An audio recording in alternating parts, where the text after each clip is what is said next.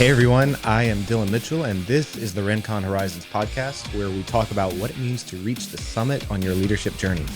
We want to help you lead better so your organization can climb higher. Each episode, I'll be joined by my co-host and our main contributor, Todd Tuthill. Todd is the managing partner of Rincon Aerospace. Todd, welcome to the show. And for those who haven't met you yet, can you share a little bit about your background? Hey, thank you, Dylan.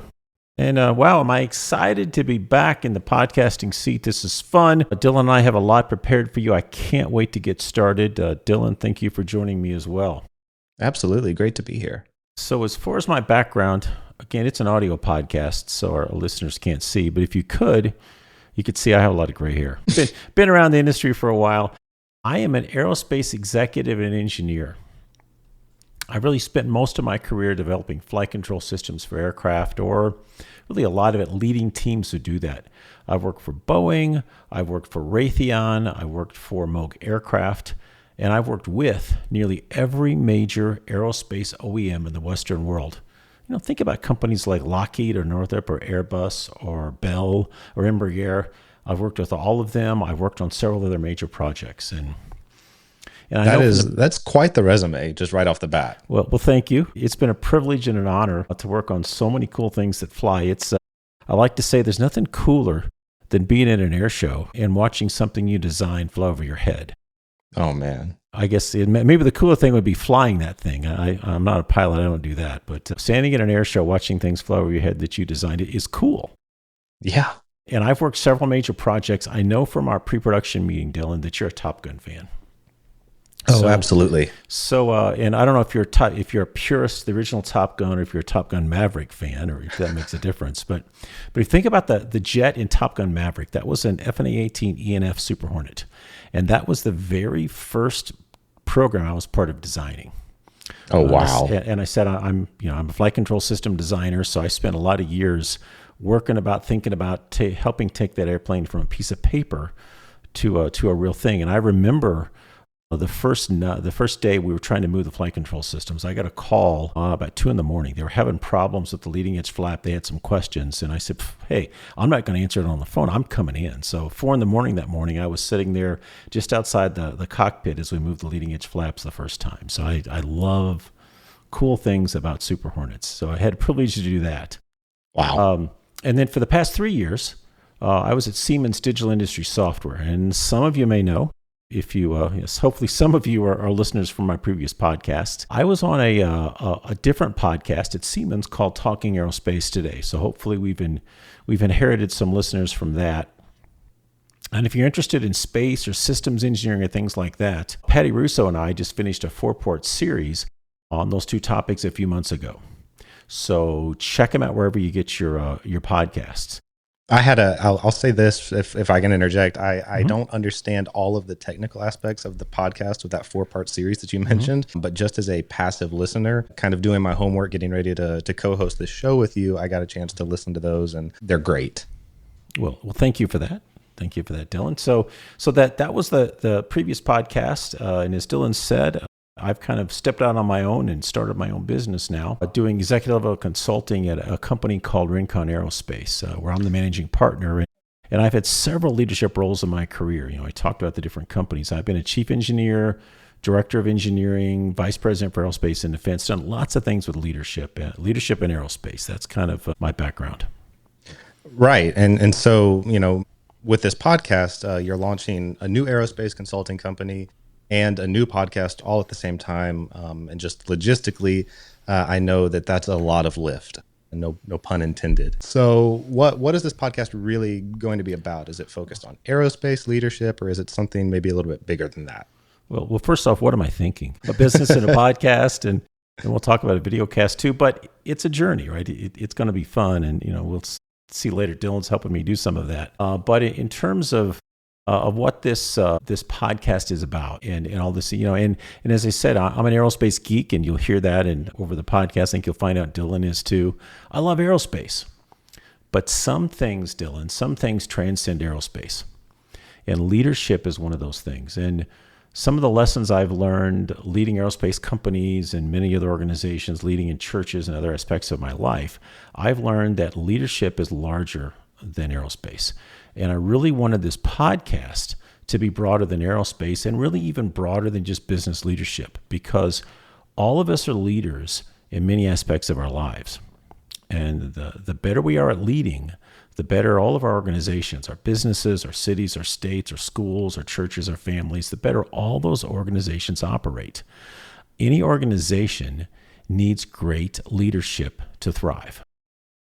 I would totally agree with that wholeheartedly. Yeah, and thank you, Dylan, and hopefully our listeners will too, and you will hopefully that the things we talk about will bear that out over the course of time in this podcast. But Dylan, you said something really important at the top of the podcast that I want to repeat. You described our mission on the podcast as we want to help you lead better so your organization can climb higher, and those are very deliberate words, because in any listener of the podcast, you listen to lots of podcasts, you read lots of books.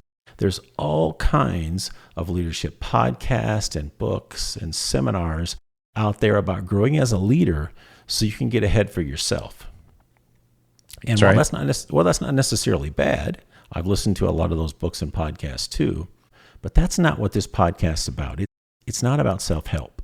It's about making better businesses and cities and schools and churches and families by building better leaders. We want to help you become a better leader so you can build something greater than yourself. I really love the thought process behind that, because I'm like you. There are so many leadership podcasts and books and so on and so forth, and it can be a little hard to navigate the sea of that conversation. And so what you're doing with Rincon Horizons specifically, I think is really going to break through that noise in a special kind of way. I hope so. And again, we'll see. And give us some feedback if you're listening. Interact with us. Leave us some reviews. Follow me or Dylan on LinkedIn. Tell us what you think. We'd love to know. So this podcast, it's not strictly about aerospace, but I've got to know for myself and maybe for the listener out there as well. Like you said, we are aerospace nerds. Some of us, hopefully most of us. Will there still be some aerospace related content kind of scattered in along the way? In this podcast, yes, there will be a little, but I wanted to do something that focused on aerospace as well. And like we said, a new business, a new podcast. What am I thinking? Well, I'm doing a video podcast too.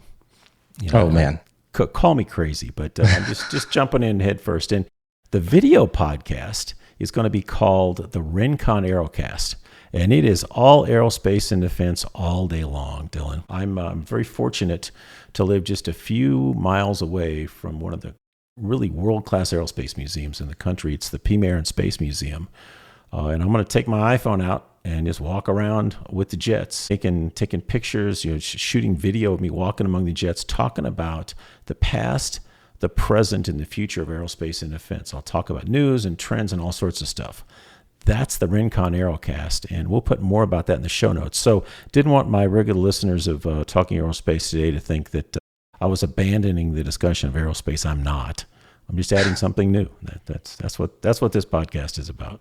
That's great. And you said you live just miles from Pima Air and Space. And I've got to say, as someone who worked for another air and space museum, I won't name names, but the Pima Air and Space Museum is one of the best in the country, one of my favorites. And I can't wait to see what content comes from that. Well, thank you. I'm looking forward to it. And we'll see if I end up having any hours left in the day to sleep after I do all those things. So you decided to call this podcast Rincon Horizons. Do you want to talk a little bit about what's behind that name and how does it tie all into leadership? Sure. So you may be noticing a kind of a pattern here. The company's Rincon Aerospace, the podcast is Rincon Horizons, the videocast is Rincon Aerocast. What's the story, Todd? What's so special about Rincon? Well, a couple things. Obviously, I wanted a clear connection between the brands. Even though this isn't an aerospace podcast, I did want to kind of tie it to the aerospace consulting company I'm starting. But also another aspect of it is if you tried to start a business and try to look for domain names and things, I can't just call it the aerospace podcast or the company, the aerospace company. those things were taken years ago. You need Sure. something unique. I looked to the geography of where I live, and I like to say, my wife and I like to say, we're fortunate. We get to live in a postcard. We live here in Tucson, Arizona. As we record this, it's November, and I'm looking out across the country and watching the big giant, winter storm come across the country, and it's 80 degrees here in Tucson today. So sorry, Wow. sorry everybody with the lake effect snow and all my friends from where I used to live in Buffalo.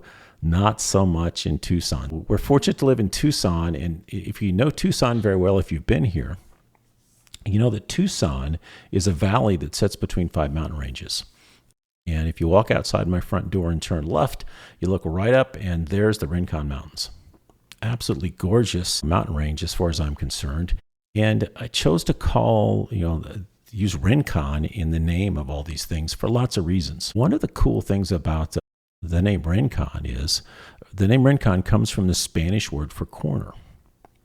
Because if you look on Google Maps at this mountain range, it forms almost a perfect natural corner. As I think about my leadership journey, I can remember several corners that I've had to navigate to get to where I'm at today. And, corners and in terms of, forks in the road, things we have to navigate to get to where we are. And I think that's true for many of us. We all want to climb a leadership mountain. We want to grow and get better, but the journey's not always up.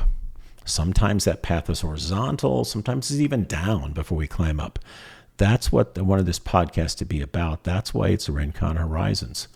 It's the journey and the changes and the struggles we have to go through to become better leaders. And of course, I put the word horizons in there for a couple of reasons too.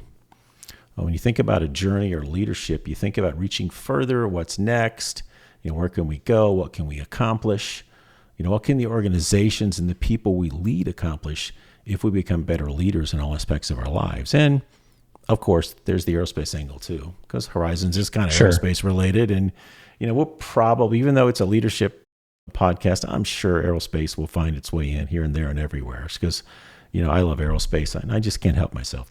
Well, here's hoping anyway. I was going to say, and I know that we'll talk about it a little bit later in the show, but you kind of hit on, what Rincon in Spanish means and, how it means corner. And as I got the chance to work with you and design the brand identity for not just Rincon Aerospace, but for Rincon Horizons as well, it was really quite a fun project to design for. One thing, art in and of itself is very interpretive a lot of the time. And this one, if you're looking at the key art now as you listen to the episode, wherever you're listening from, you'll see that it is in truth a very angular design, a very angular mountain design with kind of an R character nestled into it. So this was just one that I got to be very literal on in the design process, and hopefully that really kind of lends itself to the true meaning of the name. At least that was the intention with it. Yeah, I think it turned out great. And to our listeners, you have my permission. It's okay. Pause the podcast right now if you haven't seen the art. If you're driving, pull over on the side of the road maybe. Take a look at that art. It's really cool art that I think Dylan created to really express the whole idea of horizons and mountains and leadership and climbing and all that. So hopefully that comes out in the art. I know he put a lot of time and thought into it. So thank you for that, Dylan. Of course, more than happy to work with you on that. And, thinking about it, again, my intention in that process was, wow, that is such a powerful image. And it really is, just to hear you share the thought process behind it as well. Turning corners, not just climbing up. Can you maybe share one or two of those corners from your own leadership journey? Sure. Let's talk about a leadership corner in my journey. We're going to go back. Wow, it's been, I guess, more than 20 years. It's hard to imagine it's been that long, but started on the F-35 program. I was the systems design lead more than 20 years ago, and I remember a time in a really early design meeting for the F-35. I was leading the systems team for the flight control actuation system at the time, and we were having a large meeting over the course of a couple days with people from several companies. It was pretty early in my leadership career. And I kind of think I was probably talking a bit too much in this big meeting. I was pretty confident in my abilities and my opinions at the time, Dylan. In other words, I was pretty arrogant. I can admit that now, right? I was pretty arrogant, but also I saw things very, very black and white. Any topic, any decision that came up, it was either completely right or completely wrong. You were with me and we were together, or you're an idiot because you couldn't figure it out, right? That's kind of the way Todd saw things. I can say that now. So at the time in this large meeting we were having, the vice president for engineering for the company I was working for at the time was at the meeting. And he was a mentor of mine at the time. He really invested a lot in helping me grow as a leader. And I remember distinctly that day, we kind of finished the first morning of the meeting. He kind of pulled me aside, and I'm thinking, okay, what do I do now? He looks at me like leaders do, and he says, okay, Todd, you're very, very black and white. You need to see more gray. And I can still hear him saying it to me today. And I'd love to say that, I took that advice and I snapped into it and I became a better leader. That is not what happened.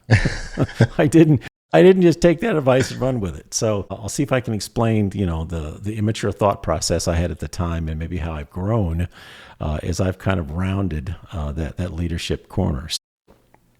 I'm sure you've heard, and our listeners have heard, this idea about relative truth. Sure. You have your truth, I got my truth. Everybody's got their own truth, right? Well, I was so opposed to that idea, and by the way, I still am, this idea of relative truth.